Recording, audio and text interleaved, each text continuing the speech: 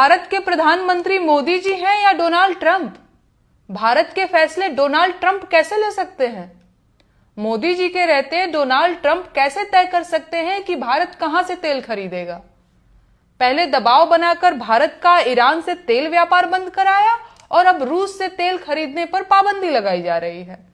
और इससे बुरी बात यह है कि भारत सरकार अमेरिका की हर मांग चुपचाप मान ले रही है। लेकिन इससे भी ज्यादा बुरी बात यह है कि ईरान और रूस दोनों भारत के अच्छे मित्र और कठिन समय के साथी रहे हैं। इनसे व्यापार बंद होने का मतलब समझ रहे हैं आप? भारत का और कमजोर हो जाना। ये यूएसएसआर यानी आज का रूस ही था जिसने पाकिस्तान से युद्ध के समय खुलकर भारत का साथ दिया था। उस दौर में अमेरिका पाकिस्तान के साथ खड़ा था, लेकिन यूएसएसआर यानी रूस की मदद से ही हम पाकिस्तान और अमेरिका को सही जवाब दे पाए थे। और आज भारत की सरकार अमेरिका के कहने पर रूस से तेल खरीदना बंद कर रही है। कुछ समझ पा रहे हैं आप? क्या ये साधारण बात सरकार नहीं समझ रही है कि अमेरिका भारत को अलग थलग कर देना चाहता है? फिर भी भारत की सरकार अमेरिका की हर मांग क्यों मान ले रही है? आखिर क्या मजबूरी है? ये वही अमेरिका है जिसने हिंदुस्तानियों को जंजीरों में बांधकर बेइज्जत किया और वापस भेजा। इसी अमेरिका ने हम पर भारी भरकम टैरिफ लगाए और आज जब पूरी भाजपा ट्रेड डील को मोदी जी का मास्टर स्ट्रोक बता रही है, सच्चाई ये है कि 2014 में लगने वाला 2.5% टैरिफ आज टैरिफ में कटौती के बाद भी 18% हो गया है। ये अमेरिकी टैरिफ है या भारत की महंगाई?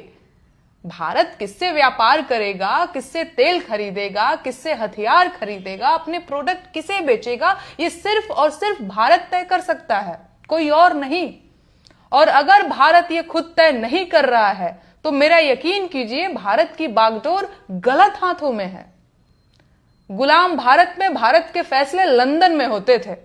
मोदी जी के भारत में भारत के फैसले अमेरिका ले रहा है।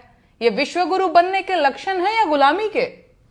आजादी से पहले गुलाम भारत में ब्रिटेन मैनचेस्टर के कपड़ों को बढ़ावा देने के लिए भारत के कपड़ों पर भारी भरकम टैक्स लगाया गया था, जिसने भारतीय बुनकरों की कमर तोड़ दी थी। ढाका का मलमल उद्योग पूरी दुनिया के मलमल का बेताज बादशाह हुआ करता था। वहां के बुनकरों के अंगूठे कटवा दिए गए, लेकिन लंदन के कपड़ों को भारत में लगभग बिना टैक्स के भेजा गया। इन विदेशी कपड़ों ने भारत के कपड़ा उद्योग को तहस नहस कर दिया था और भारतीय उत्पादक, निर्यातक और कारीगर, मजदूर सब बर्बाद हो गए थे। तब भारत का शासन ब्रिटेन के ही कर्मचारी चला रहे थे, तो ऐसा होना स्वाभाविक था। लेकिन आज के भारत की क्या मजबूरी है? भारतीयों के खिलाफ रची गई इस साजिश को नाकाम करने के लिए ही महात्मा गांधी को विदेशी कपड़ों की होली जलानी पड़ी थी और स्वदेशी अपनाओ का नारा देना पड़ा था। अगर हमने अपने इतिहास से कुछ भी सीखा होता तो आज अमेरिका ब्रिटेन की तरह भारत के व्यापारिक फैसले नहीं ले रहा होता। लेकिन हमारा दुर्भाग्य देखिए कि हमने अपने इतिहास से गांधी और नेहरू जी की आलोचना के अलावा कुछ नहीं सीखा।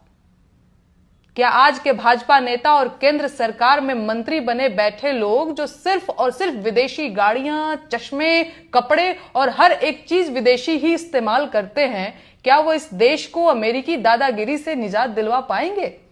सच ये है कि उनमें ऐसा करने की न इच्छा है न क्षमता। देश की सरकार अमेरिका के आगे बेबस और लाचार दिख रही है, जिसे नकारा नहीं जा सकता।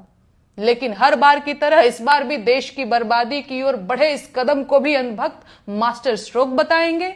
गोदी मीडिया ज्यादा टैक्स देने के फायदे बताएगा, अपने देश के उत्पादों के एक्सपोर्ट न होने की वजहें बताएगा और इस देश की लुटी पिटी जनता के सिर पर इसका ठीकरा फोड़ दिया जाएगा। देश में शायद ही ऐसा कुछ बचा है जो खतरे में नहीं है और अब इस देश का भविष्य असली देशभक्तों के हाथों में है।